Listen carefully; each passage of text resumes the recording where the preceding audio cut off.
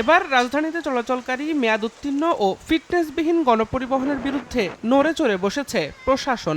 সোমবার যৌথ বাহিনীর সহায়তায় রাজধানীর খিলক্ষেতে অভিযান চালায় বাংলাদেশ সড়ক পরিবহন কর্তৃপক্ষ।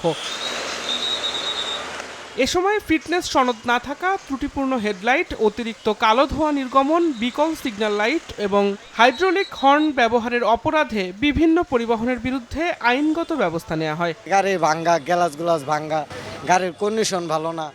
ওনারা তো চায় যে রোড একটা ভালো জিনিস চলো। আমাদের মাহাজনে একটু দুর্বল আছে বুঝছেন, যার কারণে এটা করতে পারতেছে। 10,000 টাকা জরিমানা দিছি, বলতেছে যে রোড পারমিট হচ্ছে গাবতলির, গাড়ি আমরা আসছে এই জায়গায়। এছাড়াও আইন লঙ্ঘন ও অননুমোদিত যন্ত্রাংশ ব্যবহারের অভিযোগে বেশ কিছু মোটরসাইকেল চালককেও আইনের আওতায় আনা হয়। জব্দ করা হয় অবৈধ যন্ত্রাংশ।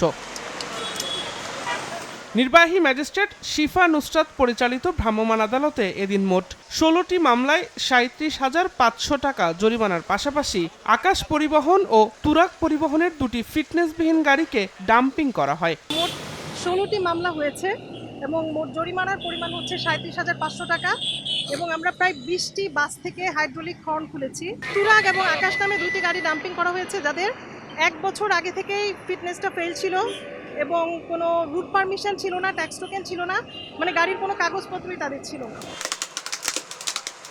পরে অনুমোদনহীন যন্ত্রাংশগুলো ধ্বংস করা হয়। দিন মোহাম্মদ সাব্বির, সময় সংবাদ, ঢাকা।